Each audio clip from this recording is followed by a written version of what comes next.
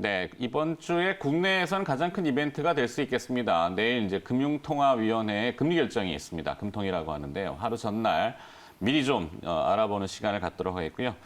도움 말씀을 주시기 위해서 이베스트 투자증권 리서치 센터 우혜영 채권 애널리스트가 자리했습니다. 어서 오십시오. 안녕하세요. 전부 다 이베스트 투자증권이네. 우리 전속 계약이 맺어져 있나? 네, 워낙 또 이제 잘 아시니까. 자, 리포트를 내셨어요. 2020년 하반기 매크로 시리즈? 네. 이런 게 있나요? 네, 어제 나왔습니다. 어제? 네. 우혜영 연구원님 내신 거예요? 네. 그거는 그러면 그 설명 먼저 듣고 갈까요? 아니면 주요 통화국 이제 통화 정책들을 좀 정리해 놓은 자료고요. 지금 시점에서는 사실 금리 전망하는 게 뭐 의미가 있을까 생각을 해서 네. 지금의 통화 정책이 얼마만큼 나왔고 어느 정도 진행됐는지 좀 보는 게 좋을 것 같다 판단을 했고요. 네. 이제 향후에 또 추가적인 좀 변동성이라든지 문제가 발생했을 때 과연 중앙은행에서 정책을 사용해가지고 조치 취할 수 있는지를 조금 판단하는 게 좋을 것 같아서 작성을 했습니다. 네, 하반기 매크로 전망이군요. 네. 그래요. 하여튼 뭐 그거는 어디 시중에 팝니까? 아니죠. 그 온라인 저희 회사 온라인 그 자료로 보실 수 있어요. 네. 알겠습니다. 그걸 찾아보도록 하고. 네. 자, 내일 하는 금통위가 열립니다. 네. 금리 결론부터 여쭤볼게요. 금리 인하 전망이 시장에서는 좀 우세한 것 같은데 우혜영 연구원은 어떻게 보십니까? 네, 저도 25bp 인하할 거라고 전망을 하고 25bp. 있습니다. 네.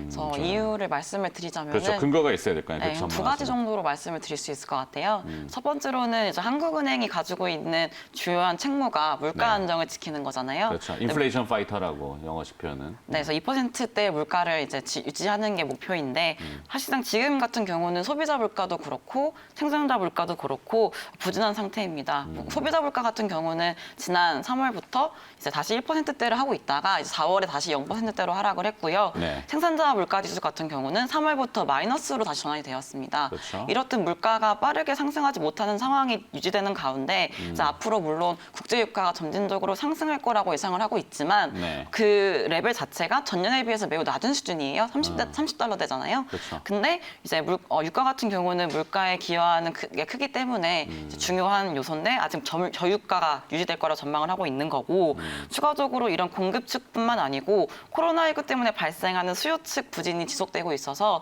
수요 측에서도 물가를 상승시키기는 어려운 상황이다 판단을 하고 있습니다. 네. 추가적으로도 정부 정책도 말씀을 드리자면은 자동차 개소세라든지 뭐 우수한 교육 확대라든지 이런 게 지속되고 있어서 이러한 정책들은 사실 물가를 하방 압력을 높이는 거잖아요. 네. 그래서 이러한 정책들 때문에 물가가 쉽게 상승하지 못하는 상황이 있어서 한국은행은 물가를 조금 높이기 위해서 이번에 인하를 해야 된다라는 생각을 하고 있는 거고요. 두 번째로는 이제 정부와의 공조 측면에서 말씀을 드릴 수 있을 것 같아요. 네. 지난번에 이제 20일에 기재부랑 한국은행이 비유량 회사채에 대해서 매입하는 SPB 결정을 했습니다. 이게 5차 비상경제회의에서 나왔던 내용인데 이걸 실시하기로 얘기를 한 거고요. 네. 내일 있을 금통위에서 의결이 될 예정입니다. 그래서 한국은행에서 비유량 회사채를 매입하는 것 관련해서는 처음 나온 조치예요. 그렇죠. 그래서 이만큼 회사채 시장, 특히 비유량 회사채 시장의 유동성을 지원하는 게 조금 필수적이고 시급하다라 판단을 한 거를 동의한 것 같고 이러한 측면에서 봤을 때 정부와 금융 당국의 공조 스탠스가 보이고 있는 상황입니다. 그래서 이러한 맥락에서 보시면은 지금 1차, 2차 추경이 나왔잖아요. 네. 각각 11.7조 원, 12.2조 원 규모로 편성이 되어 있고 이 가운데 이제 1차 추경에서는 10.4조 원이, 2차 추경에서는 3.4조 원이 국채 발행을 통해서 이제 재원을 마련하게 될 예정입니다. 6월 같은 경우에는 또 3차 추경에 대한 얘기가 나올 건데 시장에서는 20조에서 40조를 얘기하고 있어요. 네. 근데 이 재원 가운데 대부분을 다 또 국채 발행을 통해서 마련이 될 예정이라서 국채 발행을 하기 위해서 정부가 조달을 해야 되는데 그 비용을 좀 절감시켜주는 측면에서 조금 한국은행이 도와주지 않을까라 생각을 하고 있습니다. 그러네요. 그래서 이번에 내일 금리 인하를 통해서 조금 도와줄 것 같고 다음 금통위가 7월에 예상이 되어 있어요. 근데 그렇죠. 7월에 좀 늦을 것 같기 때문에 이번에 인하하지 않을까 예상을 하고 있습니다. 네. 여러분 인하의 당위성과 명분은 충분한 것 같네요. 제일 중요한 건 이제 정부하고의 그 손발을 맞추는 물론 독립기관이긴 합니다만 지금 충분히 명분이 있죠. 그죠? 지금 상황에서는 이제 위기를 빨리 대처를 해야 되니까요. 맞아요. 예, 성장률을 무시할 수 없는 게 이제 이런 금통위의 금리 결정인데 성장률이 지금 계속 낮아지고 있으니까 금리 인하 또 명분이 생기긴 했어요. 근데 성장률이 얼마나 지금 낮춰지고 있는 추세든가요?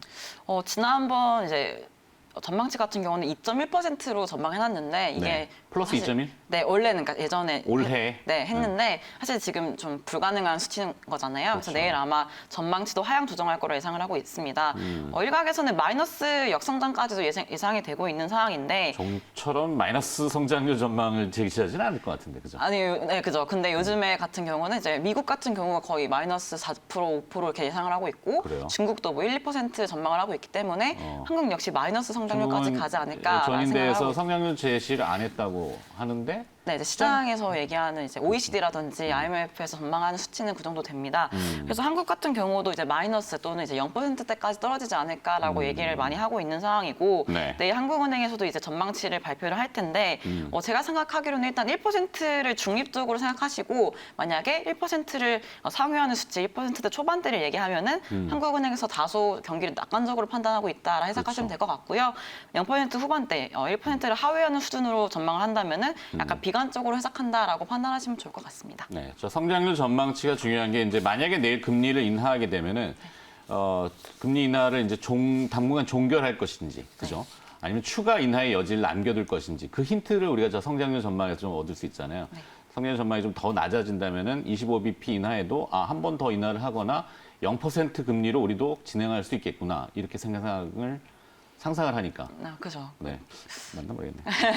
근데 우리나라 같은 경우는 일단 뭐 다른 선진국에 비해서는 금리 수준이 뭐 미국, 유로존, 일본 다 마이너스고 그렇죠. 0%잖아요. 네. 그래서 뭐 비기축 통화국이지만 그래도 선진국에 만약 껴준다면 우리나라를 좀 다소 높은 수준이에요. 기준금리가 0.75% 0.75% 니까. 때문에. 네. 그래서 추가적인 인하에 대한 얘기가 나올 수 있는 상황이고요.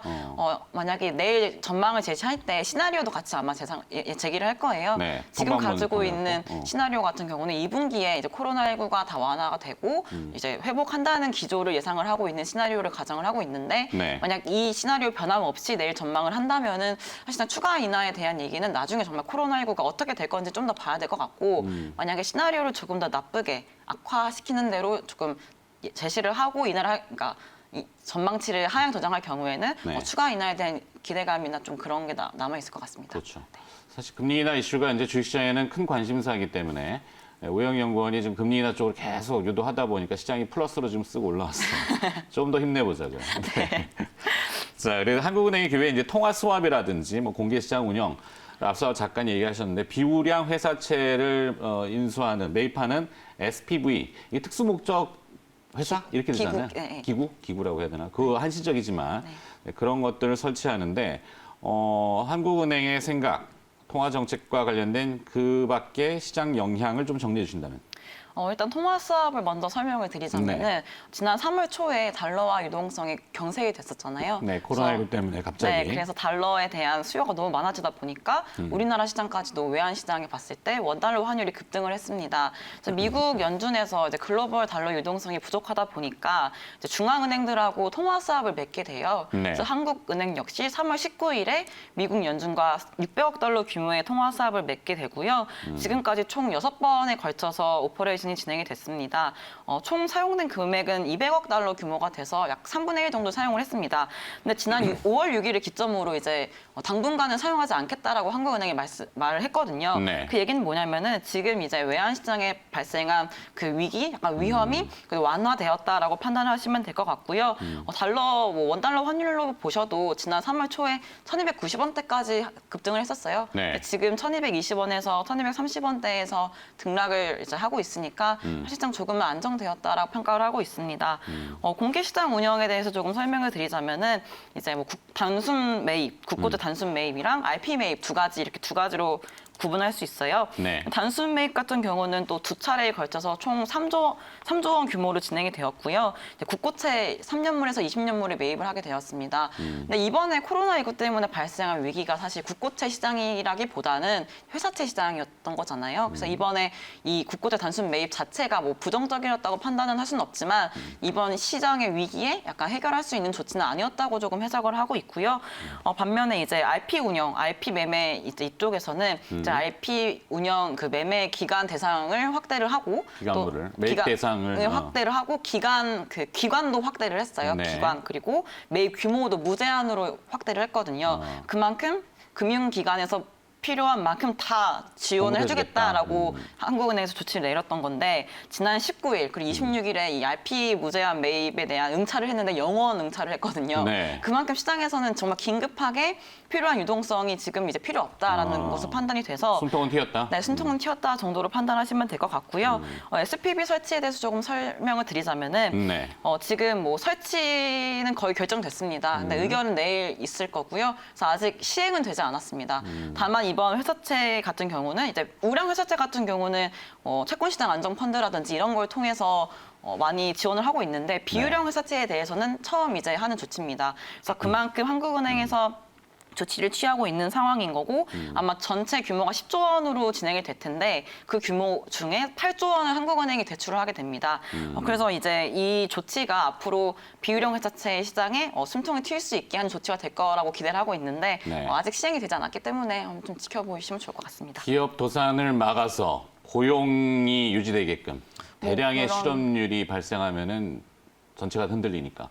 IMF 때도 안 했던 정책이잖아요. 네, 그죠? IMF도 없었고 금융위기 때도 없었던 정책입니다. 하여튼 뭐든지 하겠다라는 그런 표현들이 한국은행과 그다음에 모든 글로벌 이제 센트럴 뱅커들이 다 얘기하는 거니까 중앙은행들이. 자, 미국 연준의 동향을 조금 엿볼까요? 연준은 지금 뭐 하고 있던가요? 연준도 이제 강력한 조치들을 다 내고 있습니다. 이제 쓸 말씀하셨다시피 카드가 남았을까 진짜 저기 화면에 나오네. 예. 쓸 카드가 뭐 있을 것 같긴 한데 일단 말씀을 드리자면은 네. 지금까지 이제 과거에 있었던 게 뭐 PDCF라든지 타프, MMLF 같은 조치들을 이번에 동일하게 취했어요. 네. 그뿐 아니라 새로운 조치들도 추가를 했는데 이제 PMCCF라든지 SMCCF라든지 이제 회사채 유통시장 발행 시장에 지원하는 정책까지 추가를 했고 생소한 용어들이 많이 등장하네요. 네, PPPLF 같은 이제 고용 측면의 뭐 뭐 대출에 암호문인가요? BPPA. 대출 같이 추가를 해가지고 네. 아무튼 회사채, 뭐 지방채, 정부채, 그다음에 국채, ABS, MMF 시장 모두 다 지원을 하는 정책들인 거거든요. 네. 그만큼 연준이 마음 다 잡고 다 지원해주겠다라고 공표를 한 거랑 마찬가지고요. 그렇죠. 근데 물론 이 정책을 발표하고 나서 또 시행하고 나서 시장하고 비교를 했을 때 3월 초 대비해서는 물론 안정된 건 맞습니다. 하지만 뭐 지금 상황에서 조금 뭐 지표들 몇 개 보시면은 여전히 하이힐드 OAS라고 이제 국채랑 이제 하이힐드 간의 스프레드를 의미하는 건데 그게 아직까지는 그 3월 이전 그 코로나19 때문에 발생했던 위기 이전 수준까지는 안 떨어졌어요. 그래서 아직 조금 위기 상황인 거는 조금 마음에 가지고 있는 것 같고요, 사람들이. 네. 그리고 뭐 지난 20일부터 미국 50개 주가 다 봉쇄 조치를 완화를 시켜주고 있고 경제 재개를 시작하고 있지만 아직까지 또 그 코로나19 재확산에 대한 우려가 남아 있을 뿐더러 그렇죠. 미중 무역 간에 또 갈등이 남아 있잖아요. 네. 미중과 무역뿐만 아니고 그런 조금 정치적인 이슈가 남아 있는 상황인 거고 그리고 또 뭐 다른 요인들도 많이 조금 시장을 압박하는 요인이 아직 남아 있기 때문에 사실상 시장에서는 조금 변동성이 다 해소되지 않았다라고 판단을 하고 있어서 연준의 조치가 시장 완화하는데 기여를 한 건 맞지만 완전히 해소시켜주지는 않았다라고 판단을 하고 있습니다. 그렇군요. 뭐 신통화 이런 MMT 얘기들을 요즘 많이 하던데 미국 재무부가 국채를 발행하고 미국 연준이 윤전기 돌려가지고 달러로 그 국채 사주고 계속 사주는 거죠. 네. 달러 계속 주고. 예. 그러다 보니까 요즘 뭐 디지털 화폐 얘기 잠깐 번외 얘기입니다만 중국도 지금 디지털 화폐 얘기들을 막 꺼내고 있고 본격화한다 그래서 오늘 관련된 섹터는 그러니까 이 우영연구원은 채권 애널이다 보니까 종목 얘기나 이게 잘 안 나와서 제가 첨언을 드리면은 오늘 뭐 암호화폐, 양자 암호 뭐 이런 식의 기업들이 또 이슈가 되고 있어요. 그게 아마 디지털 통화 얘기인 것 같은데. 네, 아마 중국 그 전인대에서 발표를 한 게 이제 조금 적극적으로 그 디지털 화폐에 대한 그 정책을 실행해 나가겠다는 식의 약간 시사를 해가지고 그렇죠. 기대감이 높아진 걸 판단이 되고 있어요. 아니 미국이 지금 돈줄을 막았잖아요. 네. 그러면 사실 경기를 부양해야 되는데 중국 같은 경우는 인민폐, 렌민비를 막 찍어낼 수는 없을 텐데 그다음에 이제 신용 창출을 하려면 아마 디지털 화폐 이렇게 하지 않을까. 저의 상상입니다만 뭐 하여튼 그건 그 얘기고. 네. 자, 트럼프 대통령이 오늘 또 열심히 구두 발언을 많이 날리셨어요. 중국에 대해서 조만간에 조치가 있을 것이다 이러면서 뒤에서는 지금 마이너스 금리 얘기합니다. 네. 마이너스 금리 갈까요? 네. 어떻게 할까요? 우선 마이너스 금리에 대해서 트럼프 대통령은 작년에 계속 얘기를 했어요. 네. 독일 국채 금리와 미국 국채 금리 스프레드 너무 이렇게 크기 때문에 이제 미국 같은 경우는 금리 인하를 빨리 해야 되고 마이너스 네. 금리를 빨리 인하를 해야 된다라고 말을 하고 있는 상태를 지금까지 유지를 하고 있는 상태인 거고 그렇죠. 연준에서는 이에 대해서 아니다 안 한다 약간 이런 입장을 가지고 있습니다. 최근에 파웰 의장이라든지 다수의 연준 위원들 얘기를 들어보시면은 그래서 마이너스 금리를 마이너스 금리를 도입할 것 같지 않는 식의 입장을 취하고 있고요. 미국 경제와 마이너스 금리는 뭐 잘 맞지 않다라고 말을 하고 있습니다. 그래서 마이너스 금리를 지금 뭐 연준이 도입할 가능성은 매우 낮다고 판단을 하고 있는 거고요. 그래서 뭐 마이너스 금리 사실 뭐 일본이라든지 ECB 뭐 다른 뭐 스위스, 스웨덴 이렇게 했지만 사실 마이너스 금리에 대한 실효성에 대한 얘기는 아직까지 좀 많거든요. 네. 그래서 이게 확실치 뭐 좋다 나쁘다라고 확실치 않은 그 제도를 과연 연준이 도입을 하게 되면 오히려 금융시장에 불안을 또 주지 않을까라고 판단하고 있어서 마이너스 금리는 안 할 것 같다 생각하고 그렇죠. 있습니다. 지금 뭐 미리 예고할 필요 없죠. 나중에 네. 닥쳐가지고 또 어떤 결정을 할지는. 근데 지금 당장 현재로서는 그 마이너스 금리가 파월 연준 의장의 발언은 선택지가 아니다. 이렇게 돼 있군요. 자, 이제 결론을 좀 도출해봐야 될 것 같습니다. 하반기 금리 전망하고 만약 금리가 계속 이렇게 하향 추세가 된다면은 결국에는 뭘 사야 됩니까? 일단은 삼성전자? 일단 하반기 금리에 대해서 어떻게 갈 채권애들한테 건지 종목 물어보고 있어요, 지금. 생각을 하면은 일단 네. 미국 연준 같은 경우는 이러한 제로 금리를 이제 조금 상당히 유지할 것으로 전망이 되고 있어요. 그렇기 때문에 한국, 뭐 유럽, 일본을 비롯한 선진국, 이머징 국가 모두 이제 기준 금리는 이렇게 낮게 유지될 가능성이 높거든요. 다만 이제 글로벌 경기의 정상화 시기 그리고 그 속도가 아직 불확실한 가능성이 높고 또 물가 역시 저물가 기조를 유지할 가능성이 높기 때문에 이런 저금리 기조는 유지될 수밖에 없는 상황이긴 하지만 이제 연말 갈수록 이제 코로나19 때문에 이제 미쳤던 이제 피해들이 조금씩 회복이 되고 경기가 조금 개선되고 살아나는 기대감은 유효할 거예요. 네. 그리고 이거 플러스 이제 정부에서 코로나19에 대응하기 위한 재정 집행을 할 거잖아요. 근데 아무래도 우리나라뿐만 아니고 다른 국가들도 정부의 그 국채 발행을 통해서 진행이 될 거거든요. 근데 국채 발행은 이제 국채 금리 시장의 상승 압력으로 작용할 수밖에 없기 때문에 이러한 요인들을 감안한다면은 점진적이고 완만한 금리가 조금 그러니까 시장 금리가 상승할 수 있지 않을까 생각을 하는 거고 기준 금리는 물론 동결을 하겠죠. 인하를 하거나. 근데 시중 금리는 조금 이렇게 올라올 것 같다 예상하고 있습니다. 네, 알겠습니다. 여기까지 듣도록 하겠습니다. 하여튼 내일은 금리 인하 가능성이 높다. 이걸로 결론을. 주시장에는 호재가 될 수 있다. 이렇게 네. 결론을. 네. 삼성전자는 제 얘기였으니까 그건 빼고. 알겠습니다. EBS 투자증권 리서치 센터 우혜영 채권 애널리스트였습니다. 오늘 고맙습니다. 감사합니다.